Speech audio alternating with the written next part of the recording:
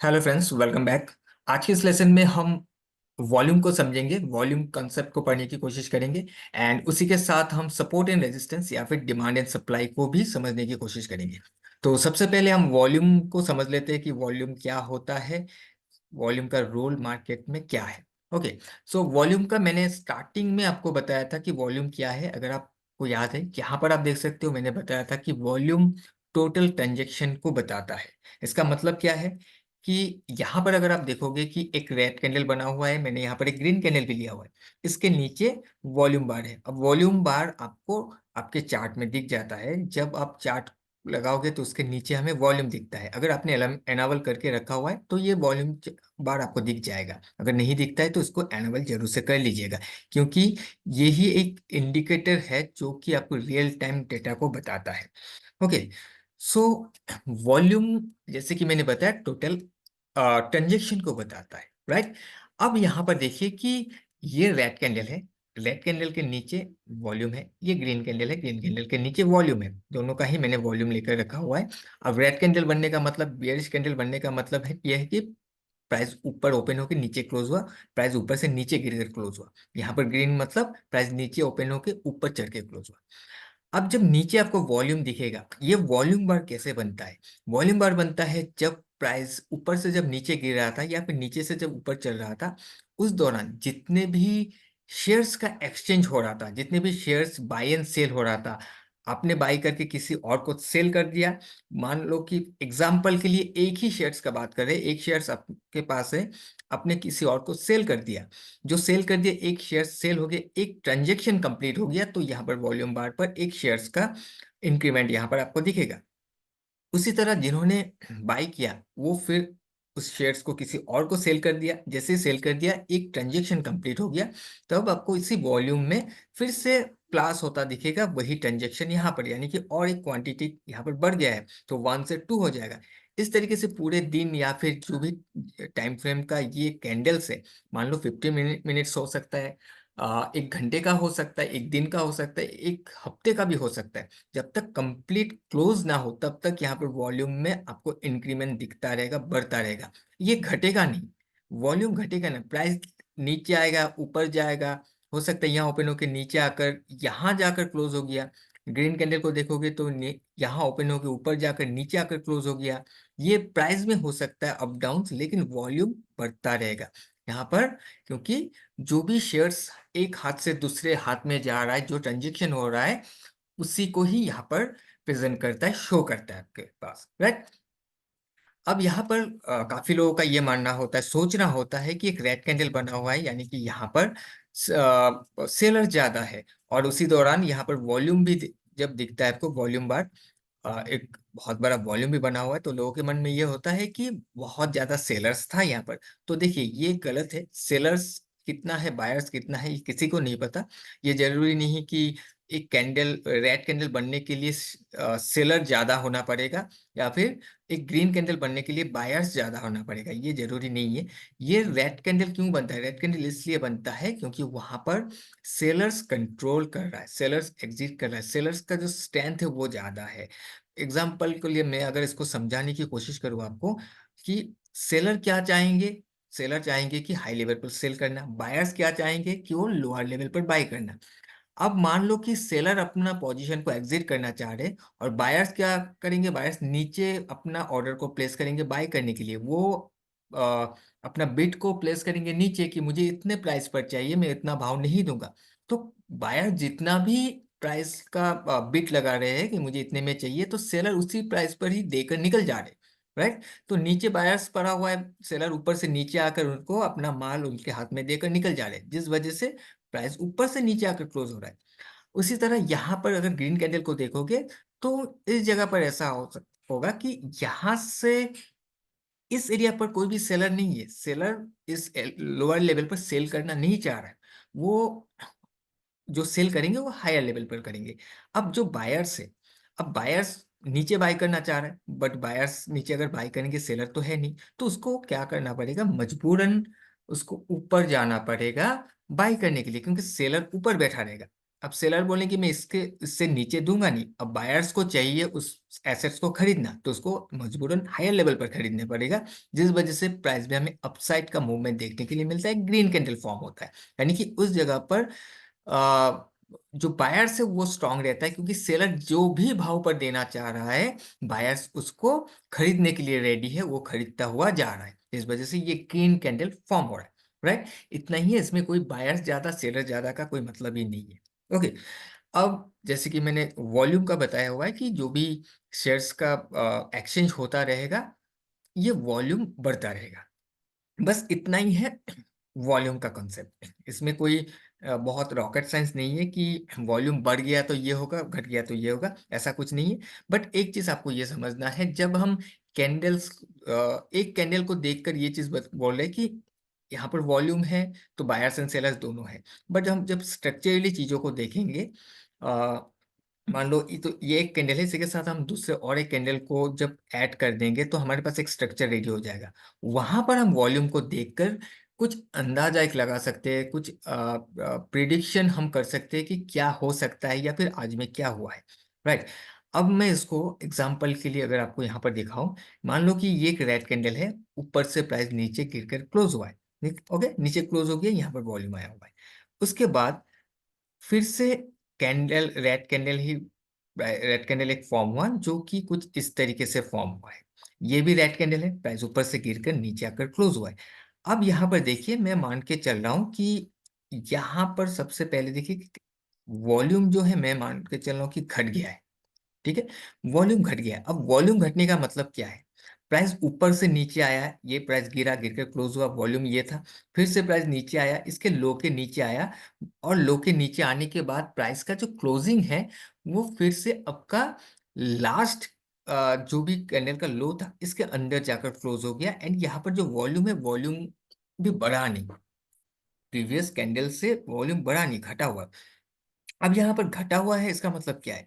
यहाँ पर जैसे कि मैंने बताया कि सेलिंग प्रेशर ज्यादा था, सेलर्स बहुत स्ट्रांग थे, सेल किसी भी भाव पर सेल करने के लिए रेडी थे। जो भी बायर्स बोल रहे थे मुझे इतने में चाहिए, वो दे रहा था। यहाँ पर आते ही वॉल्यूम घटने का मतलब यह है कि सेलर्स अभी सेल करना बंद कर रहा है, सेलर्स अभी सेल करना नहीं चाह रहा है, जिस वजह से अब वॉल्यूम घटा। क्योंकि सेलर्स अगर सेल नहीं करेंगे, बायर्स को कैसे मिलेगा क्वांटिटी, बायर्स बाई कैसे करेंगे? तो सेलर्स यहाँ पर जो प्रीवियस कैंडल में एग्रेसिव सेलिंग हमें देखने के लिए मिल रहा था, यहाँ पर वो चीज नहीं है। सेलर्स अभी थोड़ा सा सेल करना बंद कर दिया है, वीक हो गया है। अब उनके पास हो सकता है कि ऑलरेडी सेल करके आया हुआ है, यहाँ पर उनके पास और कुछ है नहीं बेचने के लिए, अब सेलर्स यहाँ पर रुक गया है। जब सेलर सेल करना बंद कर दे रहा है, तो ऑटोमेटिकली क्या होगा, यहाँ पर एक डिमांड क्रिएट हो जाएगा। यानी कि अब सेलर्स अगर यहाँ पर सेल नहीं करेंगे, बायर्स को बाई करना है, और सेलर बोलेंगे मैं ये भाई भाव पर दूंगा, ऊपर के भाव पर दूंगा, तो बायर्स वहां पर उसी भाव के लिए ऊपर जाना पड़ेगा, उसी भाव पर खरीदने के लिए प्राइस ऊपर से लेना पड़ेगा। राइट, सो यहाँ पर कुछ वैसा ही हुआ है। यानी कि यहाँ तक तो लेकर आया था प्राइस, उसके बाद सेलर ने फिर सेल करना बंद कर दिया इसके नीचे लेवल से। अब प्राइस धीरे धीरे करके ऊपर जाकर क्लोज हो गया। तो इस स्ट्रक्चर से हमें एक चीज समझ में आ रहा है कि प्रीवियस डे यहाँ पर हाई बनाकर यहाँ पर लो बनाया था, ऊपर से गिरा था। आज के दिन प्रीवियस डे के लो के नीचे आया था, लेकिन यहाँ पर आते ही सबसे पहले हमें ये देखने के लिए मिला कि प्राइस ऊपर जाकर क्लोज हो गया। राइट, अब ऊपर जाकर क्लोज हो गया, उसी के साथ हमें दिखा कि वॉल्यूम भी कम है। अब वॉल्यूम कम होने का मतलब है कि सेलर कम है, सेलिंग कम हो रहा है, जिस वजह से वॉल्यूम घट गया है। और थोड़ा थोड़ा करके बायर्स आया हुआ, जितने भी मिल रहा है बायर्स इसको पुश करके ऊपर लेके क्लोज कर दिया है। ठीक है, तो ये चीज हमें बता रहा है कि अभी जो प्रेशर था डाउन साइड में, वो अभी कहीं ना कहीं घट गया है। अगर ये घट गया है, तो नेक्स्ट जो मूव है वो कहीं ना कहीं हम कुछ इस तरीके से एक हाइपोथेसिस एक कुछ इस तरीके से हम बना सकते हैं कि प्राइस अब की बार ये अपसाइड में जाने की कोशिश करेगा, क्योंकि यहां से अभी डिमांड आने लगा है। राइट, इसके नीचे आते ही प्राइस को बाई किया गया है, सेलर्स यहाँ पर सेल करना बंद कर दिया है। अगर बंद कर दिया है तो अब सेलर्स हायर लेवल पर शिफ्ट हो जाएंगे। सेलर जो सेल करेंगे हायर लेवल पर, बायर्स को बाई करना ही है तो उसको हायर लेवल पर जाकर बाई करना पड़ेगा। अब यहाँ पर जैसे कि मैंने बताया कि ये जो वॉल्यूम है ये घटा हुआ है, लेकिन अगर ये वॉल्यूम बढ़ जाता है तो प्रीवियस कैंडल से ज्यादा वॉल्यूम आ जाता है, तो तब क्या हो सकता है। हम इसको, इस वॉल्यूम बार को मैं थोड़ा सा बड़ा कर देता हूँ इस बार। मान लो ये कुछ ऐसे है, प्रीवियस कैंडल से ज्यादा वॉल्यूम बढ़ा हुआ है। ये कैंडल में यहाँ तक का वॉल्यूम था, एंड इस कैंडल का जब फॉर्मेशन कंप्लीट हुआ तो वॉल्यूम में इंक्रीमेंट हमें देखने के लिए मिला। वॉल्यूम का बार पिछले वॉल्यूम बार से भी बड़ा है, यानी कि बहुत ज्यादा मात्रा में यहाँ पर ट्रांजेक्शन हुआ है। अब बहुत ज्यादा मात्रा में अगर ट्रांजेक्शन हुआ है, पिछले कैंडल में हमें सेलिंग देखने के लिए मिला है, सेल ऑफ देखने के लिए मिला है, प्राइस ऊपर से नीचे आया, इतना वॉल्यूम आया। नेक्स्ट कैंडल में भी हमें सेल ऑफ देखने के लिए मिला है, इतना बड़ा कैंडल, एक वॉल्यूम बार का फॉर्मेशन हुआ। लेकिन इसका क्लोजिंग आप अगर देखोगे, ये अंदर जाकर हो रहा है। ऐसा क्यों हो रहा है कि अगर सेलर इतना ही स्ट्रांग है तो कल का या फिर प्रीवियस कैंडल का जो लो है इसको ब्रेक करके तोड़ ताड़ के नीचे आ जाना चाहिए। ये कोशिश तो किया था नीचे तोड़ने के लिए, लेकर तो आया था, लेकिन इसके नीचे प्राइस क्लोज नहीं कर पाया, या अंदर जाकर क्लोज हो गया। यानी कि इस वाले वॉल्यूम से भी हमें यही समझ में आ रहा है, वॉल्यूम का ब्रेकआउट आया हुआ है, लेकिन हमें ये समझ में आ रहा है कि लोअर लेवल पर कहीं ना कहीं बायर्स अवेलेबल है। बायर्स ने इस वाले वीक को बनाया है, ऊपर लेकर चला गया है और प्राइस को अंदर क्लोज कर दिया है। अब एक्सचेंज ज्यादा हो गया इस निचले लेवल पर, जिस वजह से वॉल्यूम कल से भी ज्यादा या फिर प्रीवियस कैंडल से भी ज्यादा का हमें यहाँ पर देखने के लिए मिल रहा है। सो दोनों ही कंडीशन में हमें वॉल्यूम ये बता रहा है कि कहीं ना कहीं प्राइस का जो मूवमेंट है अब ऐसा हो सकता है, यानी कि अपसाइड में जा सकता है, राइट। अब यहाँ पर एक कंडीशन हो जाता है कि वॉल्यूम बार अगर बढ़ पिछले कैंडल से ज्यादा है तो हम इतना भी एक्सपेक्ट नहीं कर सकते कि ये पूरी तरीके से जहां से गिरा हुआ था वहां तक इसको कवर कर दे। ठीक है, क्योंकि प्रेशर रहेगा, प्रेशर रहेगा हायर लेवल पर सेलर्स का, लेकिन जाएगा अपसाइड में ही। 90% ऑफ द केस में जाएगा अपसाइड में ही। हो सकता है कि ये पूरा कवर करने के लिए इसको 2 दिन लग जाए। ये 2 दिन लगाकर या 2 कैंडल्स लगाकर इस एरिया को कवर करे। बट अगर ये वॉल्यूम डिक्रीजिंग फॉर्मेशन में है, डिक्रीजिंग फॉर्मेशन में है, तो कहीं ना कहीं ये स्पेकुलेटिव फॉल था जो डाउन साइड में आया था, राइट।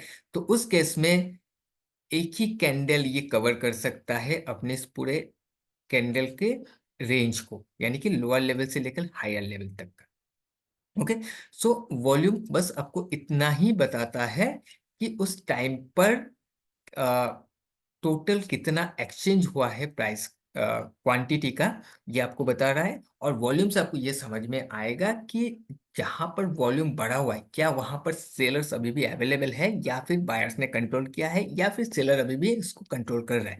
वो चीज आपको वॉल्यूम से समझ में आएगा। ठीक है, अब मान लो कि इसी चीज को हम अगर कुछ ऐसे देखें, इसको मैं हटाता हूँ, इसको भी हटा देता हूँ, और ये कैंडल गिरा हुआ है, नेक्स्ट कैंडल कुछ ऐसे बना हुआ है। अब ये नीचे आकर क्लोज हो गया, पिछले कैंडल के नीचे आकर ये क्लोज हो गया, एंड वॉल्यूम घटा हुआ है। अब जब वॉल्यूम घटा हुआ है, पिछले कैंडल से कम है वॉल्यूम, स्पेकुलेटिव फॉल है, तो इसका क्लोजिंग इसके नीचे क्यों हो रहा है? इसका क्लोजिंग इसके नीचे होना नहीं चाहिए। अगर सेलिंग कम हो रहा है, सेलर्स नीचे लेवल पर सेल करना नहीं चाह रहा है, तो डेफिनेटली प्राइस को ऊपर लेके क्लोज करना चाहिए। सेलर कम है जिस वजह से यहाँ पर वॉल्यूम घटा हुआ है, और वॉल्यूम जब घटा हुआ है यहाँ पर बायर्स आना चाहिए। अगर बायर्स नहीं आ रहा है, मतलब कि सप्लाई अभी भी इंटैक्ट है, सप्लाई अभी भी इंटैक्ट है। इसको अगर प्राइस ऊपर जाना है तो इस जोन के अंदर जाना पड़ेगा। अगर स्पेकुलेटिव फॉल है आज के दिन, ये ऊपर जाकर क्लोज नहीं कर पाया, अगर आप इंडियन मार्केट में काम कर रहे हो तो ये 6 घंटे का मार्केट है, हो सकता है कि ये क्लोज होते होते ये अंदर नहीं जा पाया।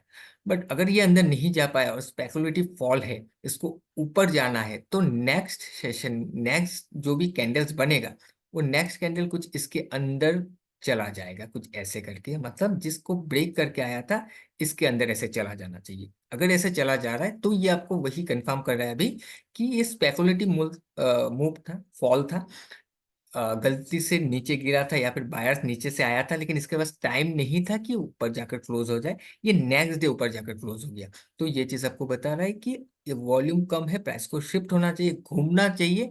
तो नेक्स्ट डे इसने आपको घूम कर दिखाया। अब प्राइस कहीं ना कहीं अपना कंटिन्यूएशन का जो मूव है वो दिखा सकता है। ओके, अगर ये वॉल्यूम कम है, बट अगर वॉल्यूम बढ़ा हुआ है अगर वॉल्यूम बढ़ा हुआ है एंड ये गिर के क्लोज हो गया है नीचे, इसके नीचे क्लोज हो गया है, पिछले कैंडल से ज्यादा वॉल्यूम है, इसका मतलब क्या है, ये जो भी फॉल है ये स्पेकुलेटिव फॉल नहीं है, ये स्ट्रॉन्ग फॉल है। ये जो फॉल था उससे भी ज्यादा वॉल्यूम के साथ नीचे गिरा हुआ है, यानी कि सप्लाई इंटैक्ट है। अब हम ये एक्सपेक्ट नहीं कर सकते कि ऐसे करके जाकर क्लोज होगा। जाने का जा सकता है, हो सकता है, लेकिन हम हमारे सिस्टम के अनुसार हम इस ऐसा एक्सपेक्ट अभी नहीं कर सकते। अगर हो गया, बाई चांस हो गया, तब ठीक है, चलो। अब वॉल्यूम बढ़ने के बाद अगर फिर से प्राइस अंदर चला जा रहा है, तो फिर प्राइस का मूवमेंट ऐसे हो जाएगा, वॉलेटिलिटी शिफ्ट हो जाएगा अपसाइड में। लेकिन जब तक ये नहीं हो रहा है, तो नेक्स्ट हमारे लिए जो डायरेक्शन रहेगा, हाइपोथेसिस रहेगा, वो कुछ डाउन साइड का ही रहेगा। क्योंकि वॉल्यूम बढ़ा हुआ है, प्राइस नीचे गिर रहा है, तो प्राइस अभी भी नीचे आने की कोशिश करेगा, एकदम से मूव कर नहीं पाएगा। राइट। अब एग्जांपल के लिए मान लो कि आप गाड़ी चला रहे हो और कुछ यहाँ पर एक मैं पेन ले लेता हूँ। मान लो कि ऐसे करके रोड चल रहा है, रोड ऐसा है और रोड को ऐसे करके यू टर्न है रोड रोड का। अब आप यहाँ पर हो, आप यहाँ से गाड़ी चला रहे हो और आप मान लो कि 100 स्पीड में आपका गाड़ी चल रहा है। अब आपको यहाँ से यहाँ तक पहुंचना है। जब यहाँ से यहाँ तक पहुंचना है, तो आप 100 स्पीड में ही आप यहाँ से यहाँ तक नहीं पहुंच सकते। आपको इस वाले टर्न के सामने सामने पहुंचते पहुंचते आपका जो 100 का स्पीड है, इसको घटाना पड़ेगा। ये स्पीड धीरे धीरे करके 70 60 50 करके यहाँ पर आना पड़ेगा, फिर 30 20 में आपको इस जगह का टर्न लेना पड़ेगा, फिर आपका स्पीड बढ़ेगा। राइट। तो कुछ इस तरीके से भी जब वॉल्यूम के साथ मार्केट ऐसे गिरता है, उसको एकदम से रिवर्स हो जाना थोड़ा मुश्किल होता है। वो थोड़ा सा कंटिन्यूएशन सबसे पहले करेगा। अगर मान लो कि ट्रेंड डाउन है, अब ट्रेंड क्या है, ट्रेंड और आप लोगों को आई होप कि मालूम है, बट हम उसका भी डिस्कस करेंगे। ट्रेंड को बहुत ही बढ़िया से हम समझाने की कोशिश करेंगे अब आपको। बट सिंपल समझ लो कि इसका फ्लो जो है डाउन साइड में है। ठीक है। फ्लो अगर डाउन साइड में है, तो ये कंटिन्यूशन के लिए आने की कोशिश करेगा, और जो भी वॉल्यूम से गिरा हुआ है, तो ये नेक्स्ट डे फॉल करने के लिए इसको तकलीफ नहीं होगा। राइट। लेकिन एकदम से घूम नहीं पाएगा। अगर इसको घूमना है, तब भी ये क्या करेगा, पहले गिरेगा, उसके बाद रुकेगा, होल्ड करेगा, एक दिन होल्ड करने के बाद फिर प्राइस अपसाइड में शिफ्ट होके फिर जाएगा। ठीक है। तब भी आपको वॉल्यूम आपको यही बताएगा कि जब प्राइस होल्ड करेगा, उस दौरान आपको दिखेगा कि मे बी वॉल्यूम बढ़ रहा है या घट रहा है या जो भी हो रहा है, लेकिन अब जो लो से लोज ब्रेक करने में फेल हो रहा है, यानी कि क्लोज नहीं कर पा रहा है, लोज के नीचे आकर प्राइस ऊपर जाकर क्लोज हो जा रहा है। तो ये कहीं ना कहीं आपको वॉल्यूम से दोनों ही तरफ से, वॉल्यूम बढ़ रहा है या घट रहा है, दोनों ही तरफ से आपको ये कंफर्म करेगा। अगर वॉल्यूम घट रहा है, तो स्पेकुलेटिव मूव फॉल था, नीचे आया था, गलती से नीचे आया, बायर्स बायर्स को मिला, बायर्स ने इसको ऊपर उठाकर क्लोज कर दिया। अगर वॉल्यूम ब्रेकआउट के साथ वॉल्यूम बढ़ाकर फिर नीचे से ऊपर गया, तब भी हमें वही इंडिकेट करेगा कि नीचे आते ही ह्यूज क्वांटिटी में यहाँ पर बाइंग हो गया है, बाई कर लिया है, किसी बिग प्लेयर्स ने बाय किया होगा, जिस वजह से प्राइस में फिर से एक डिमांड आया है, ऊपर जाकर क्लोज हो गया। तो दोनों ही कंडीशन में हमें ये समझ में आएगा कि कहीं ना कहीं मूवमेंट जो अपसाइड में हो सकता है। अब वॉल्यूम ब्रेकआउट आया था बहुत ज्यादा, तो हो सकता है कि नेक्स्ट डे एकदम से पूरा पूरी रिवर्स ना हो पाए, वो 50% चले, जहां से गिरा था वहां तक एक दिन में ना पहुंच पाए। अब जहां से गिरने का मतलब ये नहीं कि मैं यहाँ तक का बात कर रहा हूँ। अगर ये डेली कैंडल है, एक दिन में यहाँ से यहाँ पहुंचना मुश्किल है। राइट। यहाँ से यहाँ तक पहुंचना मुश्किल है, बट हम जो लास्ट कैंडल है उसके हाई को तो देख सकते हैं कि यहाँ से प्राइस गिरा था, प्राइस इसके अंदर ब्रेक इनसाइड होकर, यानी कि इसके अंदर जाकर क्लोज हुआ है, वॉल्यूम ब्रेकआउट है। तो हो सकता है इसके हाई तक ना पहुंचे नेक्स्ट डे, लेकिन एटलीस्ट 50% तक पहुंच सकता है, 2 दिन में इस वाले हाई को कवर कर देगा। ठीक है। अब जाने का एक दिन में भी जा सकता है, बट वॉल्यूम बढ़ने से चांसेस थोड़ा सा कम हो जाता है, और अगर स्पेकुलेटिव फॉल है, तो चांसेस बढ़ जाता है उसको घूमकर पूरा कवर कर देने का। ठीक है। सो इतना ही है वॉल्यूम का कॉन्सेप्ट। आपको वॉल्यूम के साथ ये देखना है कि क्लोजिंग बाहर हो रहा है क्या। अगर क्लोजिंग बाहर हो रहा है, यानी कि सप्लाई है अभी भी, जिस वजह से क्लोज बाहर हो रहा है, वॉल्यूम बढ़ रहा है घट रहा है कोई भी हो, सप्लाई है इस वजह से नीचे आकर क्लोज हो गया, फ्लो डाउन साइड में है, तो और भी आपके लिए सही है, क्योंकि फ्लो अगर डाउन साइड में है, ब्रेकआउट करके क्लोज हो रहा है, तो इसको नीचे गिरने के लिए कोई भी तकलीफ नहीं होगा। वॉल्यूम अगर बढ़ गया तो बहुत सही है, अगर वॉल्यूम घट गया फिर भी हो सकता है कि नेक्स्ट डे वॉल्यूम आ जाए, जिस दिन ट्रेड होगा उस दिन वॉल्यूम का ब्रेकआउट आकर फिर वो नीचे ही गिर जाए, अगर फ्लो डाउन साइड में। अगर फ्लो अप साइड में है एंड प्राइस में ऐसा नीचे ब्रेक करके क्लोज किया हुआ है, वॉल्यूम ब्रेकआउट है, तो एकदम से इतना एक्सपेक्ट मत कीजिए कि पूरा पूरी ऊपर रिवर्स होके चला जाएगा। वो जाना भी है तो थोड़ा सा होल्ड करेगा, होल्ड करने के बाद फिर घूमेगा। और अगर वॉल्यूम डिक्रीजिंग फॉर्मेशन में है तो चांसेस है कि ये फ्लो अपसाइड में है, लेकिन प्राइस ऐसे गिरा हुआ है, ये घूमकर इसके अंदर चला जाए। लेकिन हमारा हमें कब पता चलेगा? जब ये अंदर जाकर क्लोज हो जाएगा, तभी हमें समझ में आएगा कि इसके नीचे से बाई कर लिया गया है, इस वजह से प्राइस अंदर जाकर क्लोज हो गया है। हम तुरंत ही नेक्स्ट डे को कोई प्लान नहीं कर सकते। नेक्स्ट डे को कोई इतना ज्यादा हम प्रिडिक्ट करके नहीं बैठ सकते कि फ्लो अपसाइड का है, प्राइस में स्ट्रक्चरली लोअर लो हुआ है, ब्रेक करके नीचे क्लोज हुआ है, लेकिन वॉल्यूम कम है, तो प्राइस को घूमना चाहिए। स्पेकुलेटिव फॉल है, ये घूम कर चला जाएगा। इतना ज्यादा सोच कर, इतना ज्यादा प्रिडिक्ट करके हम नेक्स्ट डे कोई एक्शन नहीं ले सकते। जाने का मैं बार बार बोल रहा हूँ, कहीं भी जा सकता है, मार्केट है, कोई भी कुछ नहीं बोल सकता। लेकिन एक सिस्टम के अनुसार अगर हम काम करेंगे तो उस दिन हम कुछ भी छेड़ाछेड़ी नहीं करेंगे, हम इसको अंदर जाने देंगे। अगर चला जाएगा तो ये हमें प्राइस वॉल्यूम के साथ कंफर्म कर देगा कि हाँ हम सही थे। अब प्राइस अपने ऊपर वाले एरिया की ओर जाने की कोशिश करेगा। ठीक है, आई होप कि आपको ये वॉल्यूम का जो भी कॉन्सेप्ट है ये समझ में आ गया होगा। इसमें कोई रॉकेट साइंस नहीं है। अभी जब आपको चार्ट में भी दिखाया जाएगा, जब हम चार्ट्स को पढ़ेंगे, जब हम स्ट्रक्चर को पढ़ेंगे, जब हम किस कैंडल्स के स्ट्रक्चर के साथ चीजों को देखेंगे, तो वहां पर और भी क्लियर हो जाएगा कि वॉल्यूम को हम कैसे कैसे यूज कर सकते हैं, कहाँ कहाँ पर वॉल्यूम स्पेकुलेटिव फॉल के साथ रिवर्स होता है या फिर गिर जाता है, वो सारा चीजें आपको देखने के लिए मिलेगा। अब हम बात करते हैं सपोर्ट एंड रेजिस्टेंस या फिर डिमांड एंड सप्लाई के बारे में। बाकी जो मैंने यहाँ पर बताया हुआ है वॉल्यूम एंड कैंडलस्टिक स्ट्रक्चर, ये मैंने रेड कैंडल्स या फिर बियरिश कैंडल से दिखाया हुआ है। अगर आप बुलिश कैंडल से देखना चाहोगे तो सेम ही होगा, बस उल्टा हो जाएगा। राइट, यहाँ पर मैं लो को ब्रेक करके दिखाया हूँ, यहाँ पर आप इतना ही होगा कि हाई को ब्रेक करके जाएगा एंड वॉल्यूम बढ़ेगा घटेगा, जो भी है कॉन्सेप्ट सेम वही रहेगा। ओके, सो अब हम सपोर्ट एंड रेजिस्टेंस की जगह अगर हम बात करें, तो सपोर्ट एंड रेजिस्टेंस या फिर डिमांड एंड सप्लाई दोनों सेम ही होता है, कोई अलग कुछ भी नहीं होता है। लोग कहते हैं कि support and resistance and demand and supply अलग अलग होता है, ऐसा कुछ नहीं है। ठीक है, हम सपोर्ट जो एक सपोर्ट उसी को ही कहते हैं जहां पर डिमांड पड़ा हुआ है, और एक रेजिस्टेंस हम उसी को ही मानते हैं जहां पर सप्लाई पड़ा हुआ है।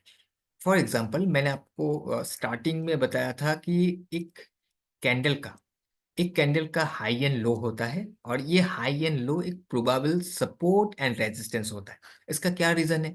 इसका रीजन ये है कि अगर ये लो को मैं सपोर्ट बोल रहा हूँ, अगर ये हाई को मैं रेजिस्टेंस बोल रहा हूँ, कुछ ना कुछ तो रीजन है। इसका रीजन ये है कि प्राइस यहाँ पर जब गया था, इस जगह पर जाने के बाद प्राइस और ऊपर नहीं जा पाया, और यहीं से प्राइस को गिराया गया, यहाँ तक क्लोज किया गया। राइट, यानी कि यहाँ से सप्लाई आया था, यहाँ से सप्लाई जनरेट हुआ था, जिसके चलते प्राइस पहले तो यहाँ तक आया, लेकिन लास्ट में यहाँ तक क्लोज हो गया। तो ये हमारे लिए सप्लाई एरिया है, और यही हमारे लिए रेजिस्टेंस है। ठीक है, यही हमारे लिए रेजिस्टेंस है और यही हमारे लिए सप्लाई है, क्योंकि यहाँ से हमें गिरावट देखने के लिए मिला था।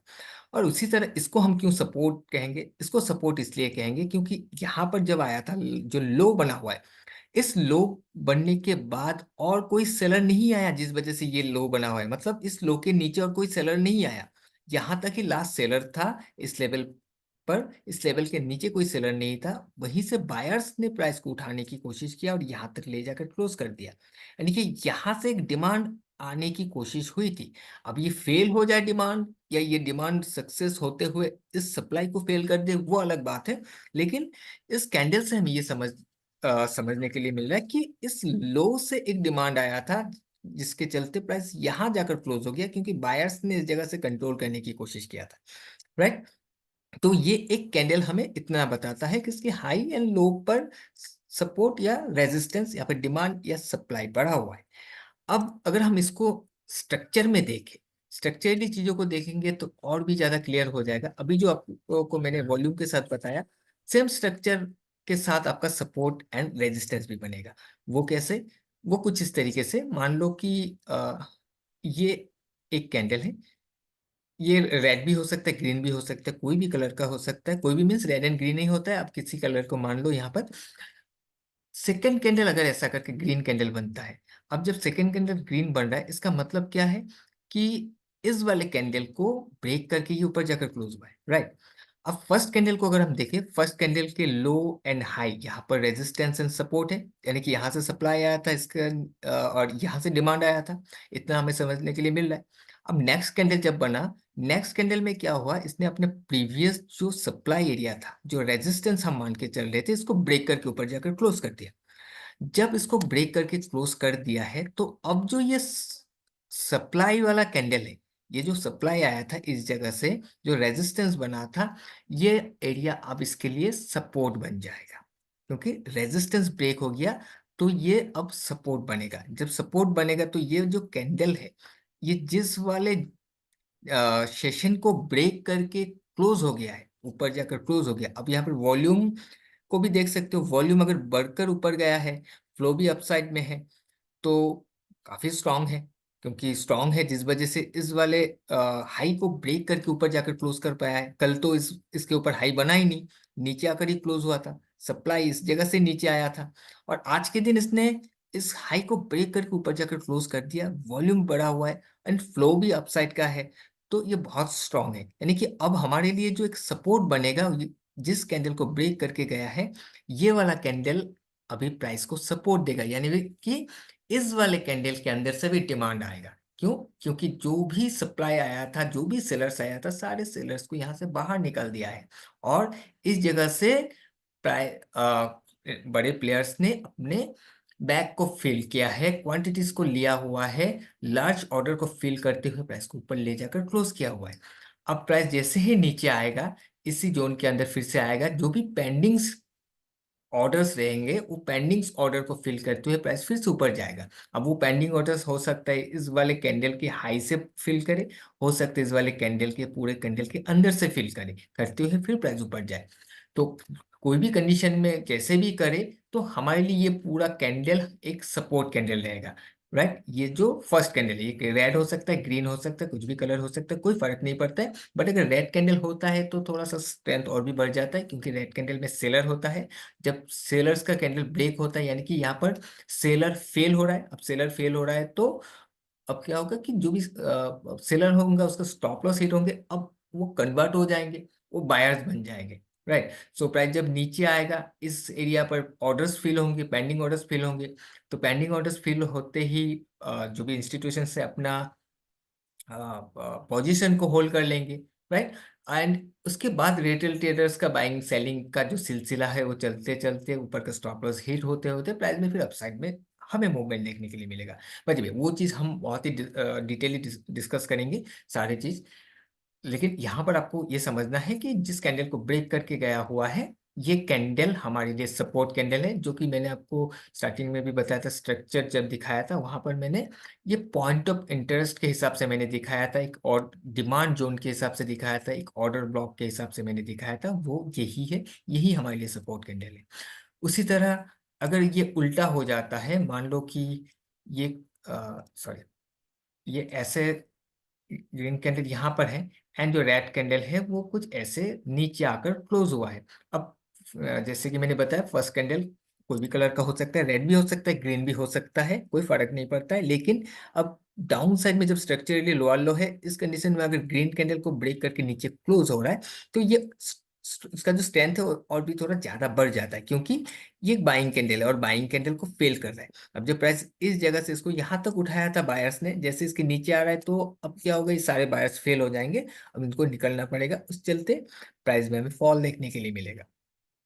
सो अब यहाँ पर ये जो फर्स्ट कैंडल है, इस फर्स्ट कैंडल के पूरे एरिया को हम ले लेंगे, ये हमारे लिए सपोर्ट कैंडल है। अब डिपेंड करता है कौन सा टाइम फ्रेम है, कौन से टाइम फ्रेम पर आप देख रहे हो, टाइम फ्रेम जो भी हो, उस टाइम फ्रेम के हिसाब से ये कैंडल हमारे लिए अभी ये रेजिस्टेंस कैंडल हो गया अभी, क्योंकि हम डाउन साइड के लिए देख रहे हैं। इसको ब्रेक करके नीचे आ गया, ये रेजिस्टेंस का काम करेगा, ये सप्लाई का काम करेगा, ये एक ऑर्डर ब्लॉक का या फिर एक पॉइंट ऑफ इंटरेस्ट का काम करेगा। जो भी पॉइंट ऑफ इंटरेस्ट होता है, वही हमारे लिए एक डिमांड या फिर सप्लाई जोन होता है, एंड वही एक सपोर्ट या रेजिस्टेंस जोन होता है, क्योंकि वहां से प्राइस को सपोर्ट मिलता है फर्दर बाउंस करने के लिए, एंड ऊपर अगर कोई पॉइंट ऑफ इंटरेस्ट या फिर कोई सप्लाई जोन है तो वहां पर प्राइस को रेजिस्टेंस मिलता है, रेजिस्ट करता है ऊपर से, उसको ऊपर जाने नहीं देता है, रोक के रखता है, तो वहां से प्राइस में एक हमें फॉल देखने के लिए मिलता है, राइट। तो ये स्ट्रक्चर में आपको डिमांड एंड सप्लाई, ये सपोर्ट एंड रेजिस्टेंस मिल जाता है, देखने के लिए मिलता है। उसी के साथ अगर हम इसको इसको मैं हटाता हूं, और मान लो कि ये कैंडल कुछ नीचे से ऐसे ऊपर जाकर क्लोज हुआ है, एंड नेक्स्ट कैंडल जो है, नेक्स्ट कैंडल कुछ ऐसे आया हुआ है, यानी कि फर्स्ट कैंडल में हमें एक बाइंग मूवमेंट देखने के लिए मिला है, और जो सेकंड कैंडल है, सेकंड कैंडल में हमें एक रिजेक्शन देखने के लिए मिला है, जो कि है फर्स्ट कैंडल के हाई के ऊपर जाकर नीचे आकर क्लोज हो गया।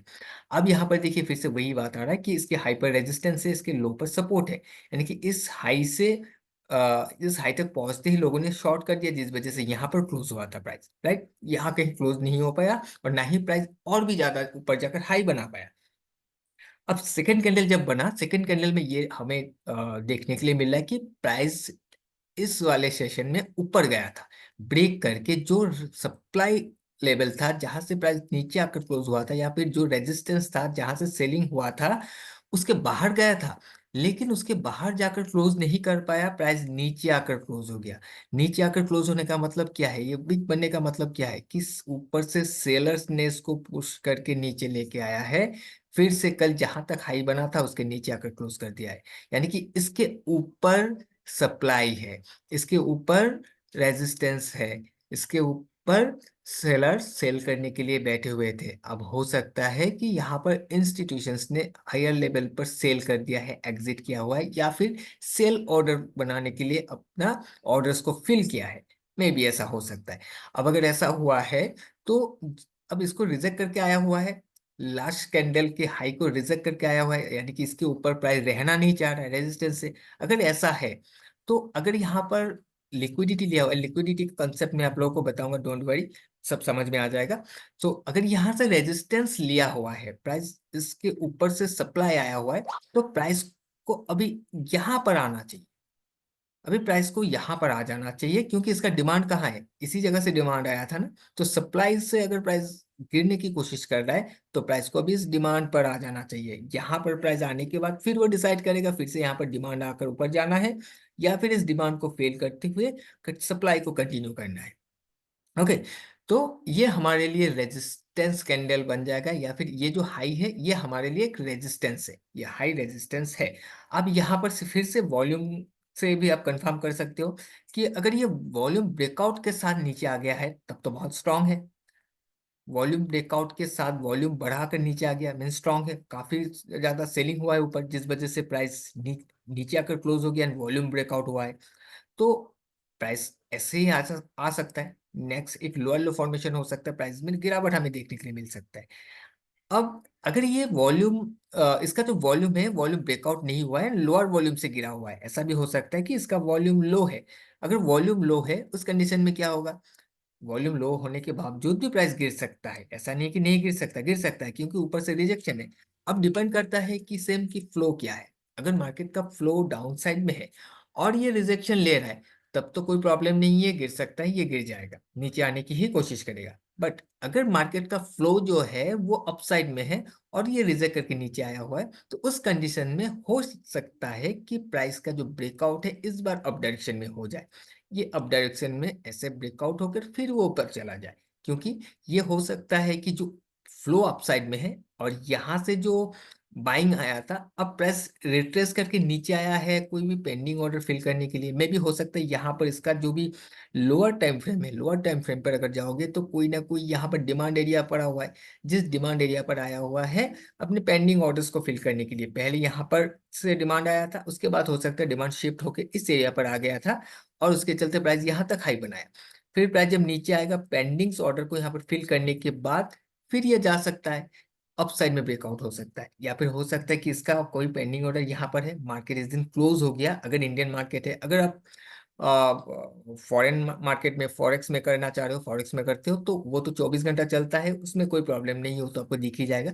बट अगर इंडियन मार्केट है तो मार्केट क्लोज हो जाता है, तो हो सकता है कि टाइम नहीं था यहाँ पर क्लोज हो गया, नेक्स्ट डे जब ओपन होता है वो कहीं इस ओपन होते ही अपने डिमांड पर आने के बाद वो डिमांड को हिट करके सपोर्ट लेते हुए कंफर्मेशन देते हुए फिर प्राइस ऊपर चला जाए, ऐसा भी हो सकता है अगर ये फ्लो अपसाइड का है। लेकिन फ्लो डाउन साइड का है तो ये आराम से हम डाउन साइड का एक्सपेक्ट करते हुए चल सकते हैं।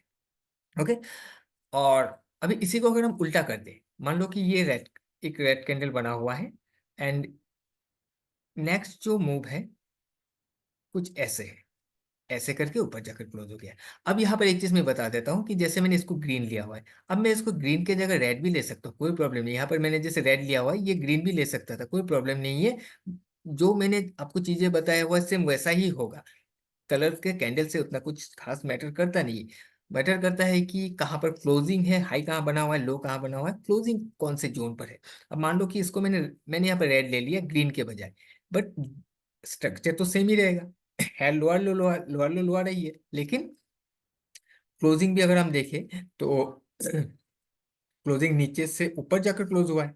अब यहाँ पर सेम चीज आ जाता है कि अगर ये वॉल्यूम ब्रेकआउट के साथ ऊपर गया है, फ्लो अपसाइड में है, तो नेक्स्ट जो मूव है हम एक्सपेक्ट कर सकते हैं कि प्राइस कुछ ऐसा करे, अपसाइड में जाने की कोशिश करे। अगर वॉल्यूम डाउन है फिर भी हम यही एक्सपेक्ट कर सकते हैं अगर फ्लो अपसाइड का ही है, क्योंकि प्राइस नीचे से रिजेक्ट होकर ऊपर जाकर क्लोज हुआ है। इसका मतलब कि इस वाले कैंडल का जो लो पर हम सपोर्ट मान रहे थे कि high resistance and low support है, इसने कंफर्म कर दिया है नीचे आकर ऊपर जाकर क्लोज होकर इसने कंफर्म किया है कि इसके लो पर हाँ सपोर्ट है, बायर्स है, जिस वजह से ये वीक बना था। आज जैसे ही नीचे आया फिर से बायर्स ने कंट्रोल किया, फिर से बायर्स ने अपना ऑर्डर्स को फिल करना स्टार्ट किया एंड ऊपर ले जाकर क्लोज कर दिया। सो अब प्राइस में जो डिमांड आया हुआ है, इस डिमांड आने के चलते प्राइस का जो मूवमेंट है अपसाइड में चला जाएगा। यहाँ पर इसने एक सपोर्ट का फॉर्मेशन किया हुआ है।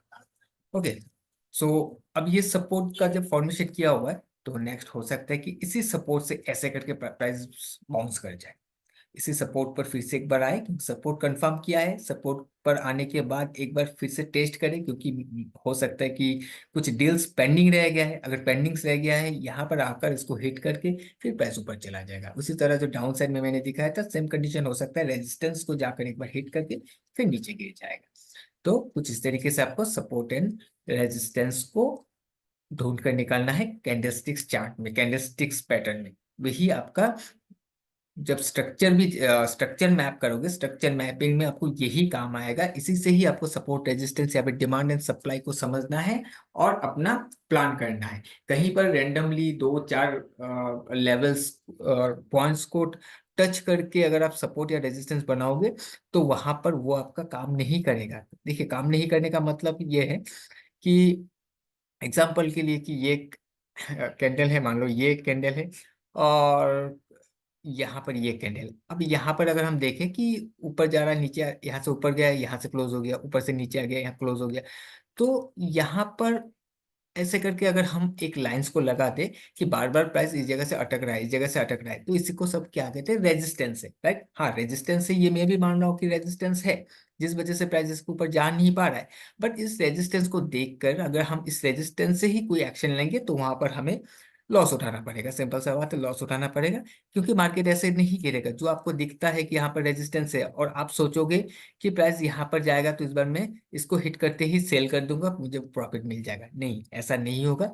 जिस दिन आप इसको देखने के बाद आप शॉर्ट करोगे, क्योंकि जब कुछ टाइम चला जाएगा तभी आपको दिखेगा कि हाँ यहाँ पर एक रेजिस्टेंस फॉर्म हो रहा है या फॉर्म हुआ है, प्राइस बार बार उस जगह को रिजेक्ट कर रहा है। देखने के बाद जिस दिन आप ट्रेड को लगाओगे, जिस दिन आप एक्शन लोगे, आपको आपके आंखों में चीजें दिखने के बाद या फिर कोई भी रिटेल ट्रेडर को ये चीज दिखने के बाद कि बार बार दो तीन बार टेस्ट होके टच होके प्राइस नीचे गिर रहा है, ब्रेक नहीं हो पा रहा है, तो डेफिनेटली वहां पर एक सेल ऑर्डर प्लेस हो जाएगा।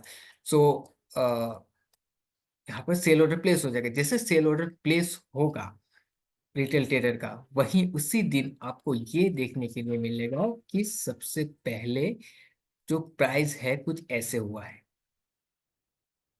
प्राइस ओके, उस दिन प्राइस कुछ ऐसे करके नीचे आकर क्लोज हुआ है। सबसे पहले ऊपर जाएगा, ऊपर जब जाएगा तो क्या होगा, सेलर जो भी रिटेल ट्रेडर ने यहाँ पर सेल किया होगा उनका स्टॉप लॉस को हिट कर देगा। जैसे स्टॉप लॉस को हिट करने के बाद फिर प्राइस नीचे आएगा। फिर नीचे आने के बाद फिर अगर फ्लो के हिसाब से डाउन साइड में है तो फिर कंटिन्यू करेगा। तो इस तरीके से जो भी पॉइंट्स लगाकर 2-3 एरिया को लगाकर जो भी सपोर्ट रेजिस्टेंस ड्रॉ करते हैं, उसको देखकर एकदम से रेंडमली कोई भी बाय एंड सेल करना नहीं है, कोई भी एक्शन लेना नहीं है। वहां पर कैसे कंफर्मेशन लिया जाता है वो चीज आपको देखने के लिए मिलेगा। वो सारी चीजें हम डिस्कस करेंगे कि कैसे आपको उन चीजों से बचना है, राइट। क्योंकि हमारा मेन कॉन्सेप्ट या फिर मेन ऑब्जेक्टिव ये है कि हमें इन सारे रिटेल ट्रेडर्स जो भी चीजें यूज करते हैं, जिससे ट्रैप होते हैं, उससे हमें दूर निकलना है, उससे हमें फंसना नहीं है, राइट। सो इन सारी चीजों को डिस्कस किया जाएगा आप लोगों के साथ। फिलहाल के लिए मैंने आपको वॉल्यूम के बारे में बताया हुआ है कि वॉल्यूम क्या है, एंड उसी के साथ सपोर्ट एंड रेजिस्टेंस कैसे बनता है कैंडलस्टिक स्ट्रक्चर के हिसाब से। एंड उसी के साथ और एक अगर मैं स्ट्रक्चर की बात करूं, तो मान लो कि कैन प्राइस ऊपर से गिरता हुआ आ रहा है, यहाँ से प्राइस गिरा हुआ है, यहाँ से प्राइस गिरा हुआ है, मान लो ऊपर भी पीछे भी एक दो रेड कैंडल हो सकता है।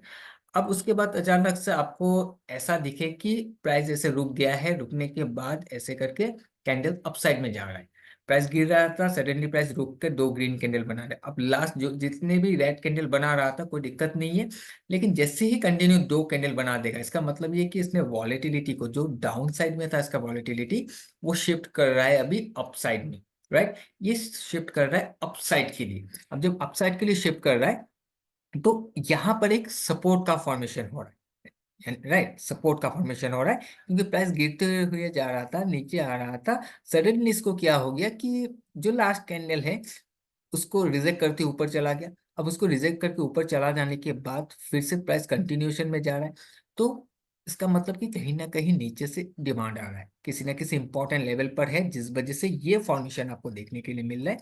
ये एक सपोर्ट का फॉर्मेशन है, इसको कहते हैं वॉलेटिलिटी मेथड। ओके, अब देखिए जितने भी आपको सपोर्ट या रेजिस्टेंस बताए, इसको अगर रेजिस्टेंस के लिए देखोगे तो फिर ये उल्टा हो जाएगा। सिंपल है कि ऊपर प्राइस जा रहा था, सडनली दो रेड कैंडल बन जाएगा, ग्रीन ग्रीन बन रहा था तो आपको एक साथ में दो ग्रीन एंड दो रेड दिख जाएगा, या फिर दो रेड में दो ग्रीन दिख जाएगा, तो यहाँ पर ये रेजिस्टेंस फॉर्मेशन हो गया। अब जितने भी आपको सपोर्ट या रेजिस्टेंस का फॉर्मेशन बताया हुआ है, अब इन फॉर्मेशन का कंफर्मेशन कैसे आता है, एक फॉलो थ्रू कैंडल के साथ, राइट। एक फॉलो थ्रू कैंडल के साथ मतलब कि जैसे ये बना हुआ है, कुछ ऐसे गिरते हुए प्राइस नीचे आया, ऐसे हो गया, वॉलेटिलिटी शिफ्ट हो गया, एक फॉलो थ्रू कैंडल बनना चाहिए ऊपर जाकर।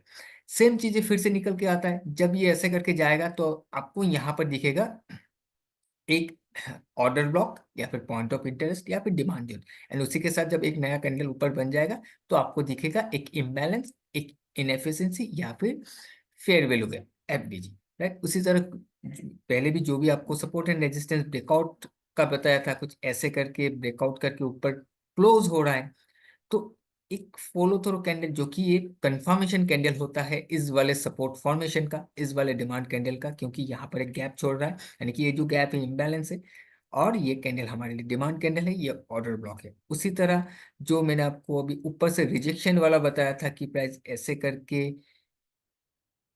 ऐसे हो रहा है, ठीक है, यहाँ पर ऊपर से रिजेक्ट हो रहा है। अब अगर इसमें अगर हम देखें कि एक कंफर्मेशन के लिए, तो कंफर्मेशन कैंडल हमें इस साइड में नहीं चाहिए इस बार, क्योंकि ये ऑलरेडी ऊपर से रिजेक्ट करके नीचे आया हुआ है, तो इसमें हमें कंफर्मेशन कैंडल नहीं चाहिए।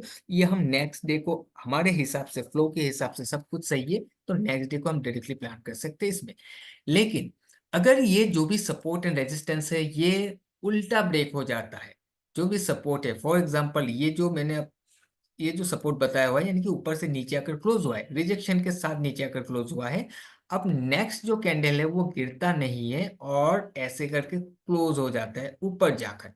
इसका मतलब क्या है, ये जो हाई था, ये हाई पर जो हम रेजिस्टेंस मान रहे थे कि ऊपर से रिजेक्शन है, सेलिंग हुआ है ऊपर से, जिस वजह से अंदर आकर क्लोज हुआ है, नेक्स्ट कैंडल जब ऊपर जाकर बाहर जाकर क्लोज कर दे रहा है, यानी यानी कि अब यहाँ पर इसके ऊपर का सारा सेलर जो है वो फेल हो रहा है, वो ट्रैप हो जाएंगे, राइट। यानी कि अभी रेजिस्टेंस ब्रेकआउट हो गया, रेजिस्टेंस ब्रेकआउट होने के बाद क्या होता है, ये रेजिस्टेंस सपोर्ट बनता है। अब जब ऐसा रेजिस्टेंस ब्रेक करके ऊपर क्लोज हो गया, अब यहाँ पर सेम एक फॉलो थ्रू कैंडल अगर बन जाता है तो वही चीज निकल के आता है। ये वाला जो कैंडल है, फर्स्ट कैंडल, ये हमारे लिए ऑर्डर ब्लॉक या फिर पॉइंट ऑफ इंटरेस्ट या फिर डिमांड जोन बन जाता है। ये स्ट्रक्चर हमने स्टार्टिंग में देखा था, राइट।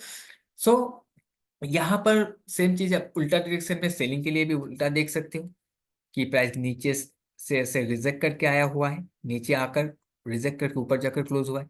अगर एक कैंडल नीचे आकर ब्रेक करके क्लोज हो जाता है, एक फॉलो थ्रो कैंडल के साथ एक इम्बैलेंस बना देता है, तो फिर ये हमारे लिए एक ऑर्डर ब्लॉक कैंडल बन जाएगा। ये फर्स्ट कैंडल इम्बैलेंस भी है, ये ऑर्डर ब्लॉक है, पॉइंट ऑफ इंटरेस्ट है, तो ये हमारे लिए अभी एक रेजिस्टेंस कैंडल बन जाएगा। ओके, और उसी तरह अगर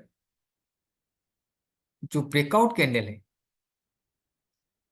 मान लो कि ये ऐसा है, अब यहाँ पर दोनों ही ग्रीन कैंडल है, इसका ब्रेकआउट करके ऊपर जाकर क्लोज हुआ है। अगर इसके ऊपर जाकर क्लोज हुआ है, इसको अगर रिवर्स हो जाना है, मान लेते कि रिवर्स हो रहा है, अब रिवर्स यहाँ आकर अगर क्लोज हो रहा है तो हम इसको इस कैंडल के हाई को हम सपोर्ट मान के चल रहे थे, राइट, कि इसके ऊपर है। अब इसके अंदर आने का मतलब ये नहीं कि सपोर्ट टूट गया है, क्योंकि हमारे लिए सपोर्ट ऊपर हाई तो सपोर्ट अभी हो रहा है क्योंकि रेजिस्टेंस ब्रेकआउट हुआ है, लेकिन ये पूरा कैंडल इंपॉर्टेंट है, जिस वजह से जब तक कि प्राइस इसके नीचे आकर ब्रेकआउट ना हो तब तक हम सपोर्ट ब्रेकआउट नहीं मानेंगे। तो इसके नीचे आकर सपोर्ट ब्रेकआउट होना चाहिए। अब जब सपोर्ट इस डायरेक्शन में ब्रेकआउट हो रहा है, कहीं ना कहीं आपको दो कैंडल का स्ट्रक्चर भी मिल जा सकता है। हो सकता है कि रेड रेड कुछ ऐसे करके स्ट्रक्चर लोअर लो फॉर्मेशन में दिखे, तो एक ऑर्डर ब्लॉक यहाँ पर भी फॉर्मेशन आपको दिखेगा, एक फॉलो थ्रो कैंडल के साथ एक इम्बैलेंस भी देखने के लिए मिल सकता है। वही अगर फ्लो डाउन साइड का है तो सपोर्ट ब्रेक होने में कोई तकलीफ नहीं होता, हो ही सकता है। तो सपोर्ट भी ब्रेक हो रहा है, उसी के साथ आपको रेजिस्टेंस फॉर्मेशन भी दिख रहा है, फ्लो भी डाउन साइड में है, सब कुछ आपके फेवर में है, यानी कि ये वाला जो कैंडल सपोर्ट या फिर ऑर्डर ब्लॉक है या फिर पीओआई है, ये काफी स्ट्रॉन्ग रोल प्ले कर सकता है, राइट। और सेकंड थिंग ये है कि ये कैंडल अगर ये कैंडल मान लो कि ये ग्रीन ब्रेकआउट कैंडल जो है वो ग्रीन है और ये कैंडल जो है वो रेड है, ठीक है। सेम यहाँ पर कंडीशन वही अप्लाई होगा कि ये रेड कैंडल है, ये ग्रीन कैंडल है। अब ऑर्डर ब्लॉक हमारे लिए ये वाला है, पॉइंट ऑफ इंटरेस्ट ये वाला है, तो इसका ब्रेकआउट हमें चाहिए। हो सकता है कि इस वाले लो के नीचे आकर क्लोज हो गया, लेकिन इस वाले लो के नीचे क्लोज होने के बावजूद हम इसको पूरी तरीके से बियरिश या फिर वीक नहीं मानेंगे, कि जब तक इस वाले कैंडल को छोड़कर नीचे आकर क्लोज ना हो जाए। जब हो जाएगा, एक फॉलो थ्रो कैंडल के साथ हो सकता है ऑर्डर ब्लॉक भी बन जाए, एक एफबीजी एक इम्बैलेंस भी बन जाए, फ्लो अगर डाउन साइड में है समथिंग, हमारे लिए एक स्ट्रॉन्ग रेजिस्टेंस वहां पर फॉर्म हो जाता है। ये तो था कैंडलस्टिक स्ट्रक्चर के हिसाब से सपोर्ट, रेजिस्टेंस या फिर डिमांड सप्लाई एरिया, राइट। इसके अलावा जो भी मार्केट का स्विंग्स होता है, वहां पर स्विंग्स भी एक सपोर्ट एंड रेजिस्टेंस का काम करता है, बट मैं उस स्विंग्स पर बहुत ज्यादा रिलाई नहीं करता हूँ। अब क्यों नहीं करता हूँ वो चीज हम मार्केट स्ट्रक्चर मैपिंग पर देखेंगे कि जो स्विंग्स को सपोर्ट एंड रेजिस्टेंस कहा जाता है, वहां से प्राइस बाउंस करता है, वहीं से प्राइस गिर जाता है। और उसको मैं उतना ज्यादा उस पॉइंट्स को रिलाई नहीं करता हूँ, वहां पर कोई भी एक्शन लेने की सोचता नहीं हूँ। इसका क्या रीजन है वो स्ट्रक्चर मैपिंग के लेसन में आपको बताया जाएगा, क्योंकि यहाँ पर मैं अगर बताने जाऊंगा इस लेसन में आपको वो चीज समझ में नहीं आएगा, तो इसके वजह से आपको स्ट्रक्चर मैपिंग को समझना पड़ेगा। ओके, सो इस लेसन में जो भी चीज आपको बताया गया है, अब मार्क कोई भी चार्ट ओपन कीजिए, ओपन करके इन सारे चीजों को ढूंढने की कोशिश कीजिए। जब तक ढूंढने की कोशिश नहीं करोगे, आपके आंखों में नहीं आएगा, तब तक आपका आंखें ट्रेन नहीं होगा, तब तक आप कुछ नहीं कर सकते। जब तक आपका आंखें ट्रेन होगा, जब आपका आंखें ट्रेन होगा, एक नजर में चीजें नजर में आ जाएगा, तब जाकर आप धीरे धीरे करके अपने प्लान को सही से एग्जीक्यूट कर पाओगे, राइट। तो बाकी ऐसे ही अगर कोई भी स्विंग हाई स्विंग लो को देखोगे, कोई भी ट्रेंड लाइन लगाओगे उस, तो वहां पर गलती होता रहेगा। तो स्ट्रक्चर के साथ जाना है। ओवरऑल मार्केट स्ट्रक्चर अभी तक हमने डिस्कस नहीं किया है, कैंडल स्ट्रक्चर को डिस्कस किया है। कैंडल स्ट्रक्चर को ढूंढिए, कैंडल स्ट्रक्चर पर कैसे रिएक्ट करता है वो देखिए। जो भी स्ट्रक्चर मैंने आपको बताया कि प्राइस हाई को ब्रेक करके ऊपर क्लोज हो जा रहा है, अगर हाई को ब्रेक करके ऊपर क्लोज हो जा रहा है, तो जो जिस हाई को जिस कैंडल को ब्रेक करके क्लोज हो रहा है वो कैंडल इंपॉर्टेंट है। तो क्या नेक्स्ट टाइम प्राइस उस कैंडल पर आने के बाद बाउंस किया है या नहीं किया है, कहा अगर किया है तो उसका फ्लो क्या था, अगर नहीं किया है तो फ्लो क्या था, अगर नहीं किया है उसको फेल करके चला गया है, तो अब की बार जब प्राइस फिर से वहां पर आया उस बार वहां पर क्या हुआ है। इन सारी चीजों को थोड़ा सा देखने की कोशिश करो, सिर्फ स्ट्रक्चर को अभी एक बार ढूंढने की कोशिश करो। ओके, चलिए, सो थैंक यू।